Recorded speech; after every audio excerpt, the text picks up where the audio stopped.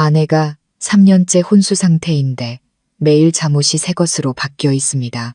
남편은 자는 척 아내를 지켜보다 옷장을 엿보고는 경악한 나머지 하마터면 비명을 지를 뻔했습니다. 지난 3년간 저는 매일 밤 지독한 소독약 냄새가 나는 방에서 잠이 들었습니다. 희미한 스탠드 조명이 혼수 상태에 빠진 아내의 얼굴을 비추고 있었죠. 손바닥만 한 창문 너머로 보이는 하늘은 매일 밤 똑같은 노란빛을 띠었습니다. 제가 뜬 눈으로 밤을 지새운 게 몇 번째인지 기억조차 나지 않습니다. 다만 천일이 넘는 시간 동안 제 인생은 이 작은 병실 같은 방 안에 갇혀버렸다는 것만 알 뿐입니다. 환자용 침대 하나, 차갑게 불빛을 깜빡이는 몇 개의 의료기기, 그리고 조각상처럼 미동도 없이 누워있는 한 여자. 제 아내 서연입니다. 제 이름은 민준입니다. 한때는 수많은 보금자리의 설계도를 그렸던 건축가였지만 지금 제 세상은 병원 냄새가 진동하는 이 방 하나가 전부가 되었습니다.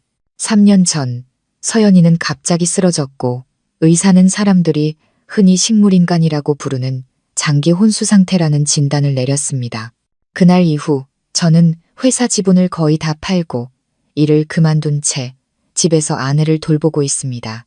저는 아내에게 음식을 먹이고 몸을 씻기고 팔다리를 주무르며 그녀가 좋아했던 클래식 음악을 틀어주었습니다. 저는 저 창백한 피부 아래 어딘가에서 서연이가 여전히 모든 것을 듣고 있다고 믿습니다. 그렇게 믿어야만 했습니다. 그러지 않으면 제가 먼저 미쳐버릴 것 같았으니까요. 매일 아침 저는 거의 의식처럼 따뜻한 물수건으로 서연이의 몸을 닦고 머리를 빗겨준 뒤 새 잠옷으로 갈아입혔습니다. 한때는 우리 부부의 가장 친밀한 순간이었던 그 시간이 이제는 제 인생의 여인과 저를 잇는 마지막 끈이 되었습니다. 저는 혼잣말을 하며 일을 했습니다. 날씨 이야기, 이웃집 이야기, 아래층 고양이가 새끼를 낳았다는 이야기까지 온갖 사소한 이야기를 아내에게 들려주었지만 사실은 이 끔찍한 침묵으로부터 제 자신을 구하기 위한 몸부림이었습니다. 그러던 어느 날 생각할수록 등골이 오싹해지는 일을 발견하기 전까지는 말이죠. 처음 서연이를 병원에서 집으로 데려왔을 때 간호사는 돌보기 편하게 환자복을 입히라고 했지만 저는 싫었습니다. 저는 옷장을 뒤져 서연이의 30살 생일에 제가 선물했던 옅은 보라색 실크 잠옷을 찾아 입혔습니다. 서연이는 저를 껴안으며 이걸 입으면 구름에 쌓인 것 같아라며 웃었었죠. 저는 아내가 자신이 사랑했던 옷을 입고 누워있는 것이 적어도 차가운 병실에 버려진 게 아니라 집에 머물고 있다는 느낌을 줄 거라 생각했습니다. 처음 몇 달간은 모든 게 평범했습니다. 아침에 갈아입히고 저녁에 갈아입히고 빨래하고 널고. 그런데 반년 전쯤부터 이상한 점을 눈치챘습니다. 어느 날 밤 저는 분명 서연이에게 평범한 베이지 색면 잠옷을 입혔던 것을 똑똑히 기억합니다. 그런데 다음 날 아침 일어나 커튼을 걷고 돌아보니 아내의 몸에는 옅은 하늘색의 매끄럽고 시원한 원단에 섬세한 레이스가 달린 잠옷이 입혀져 있었습니다. 저는 이런 옷을 산 기억이 전혀 없었습니다. 처음에는 저 자신을 비웃었습니다. 잠을 못 자고 스트레스가 심해서 기억이 뒤죽박죽된 거겠지. 오래 병간호한 사람치고 정신이 온전한 사람이 어디 있겠어. 하지만 그런 일은 한 번으로 그치지 않았습니다. 2번, 3번, 그러다 거의 매일같이 반복되었습니다. 아침에 본 서연이의 잠옷은 제가 전날 밤 입혔다고 기억하는 옷과 달랐습니다. 게다가 시장에서 파는 싸구려 옷도 아니었습니다. 만져만 봐도 결코 저렴하지 않다는 걸 알 수 있는 대단히 훌륭한 고급 원단이었습니다. 서연이가 원래 가지고 있던 옷도 아니었습니다. 수년간 그녀와 함께 살며 그 옷들을 하나하나 직접 빨았던 제가 그걸 모를 리 없었죠. 저는 옷장을 확인하기 시작했습니다. 서연이의 옷을 두는 칸에는 언제나 5-6벌의 잠옷만 있었습니다. 더 많지도 적지도 않았죠. 하지만 이상한 점은 전날 새로 나타났던 옷이 다음 날이면 온데간데 없이 사라진다는 것이었습니다.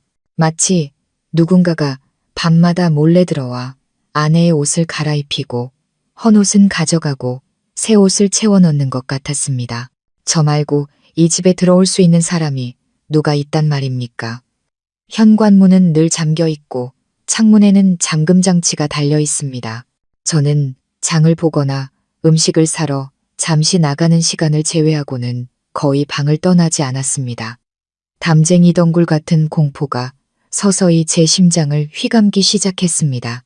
저는 아무 일 없는 듯 서연이에게 웃으며 말을 걸었지만 마음은 돌덩이처럼 무거웠습니다. 벽에 붙박이로 설치된 옷장을 볼 때마다 등골이 서늘해졌습니다. 도대체 누가 매일 밤 미동도 없는 제 아내의 몸에 손을 대는 것인지, 그리고 왜 그러는 것인지 이해할 수 없었습니다. 어느 순간 불안은 강박이 되었습니다.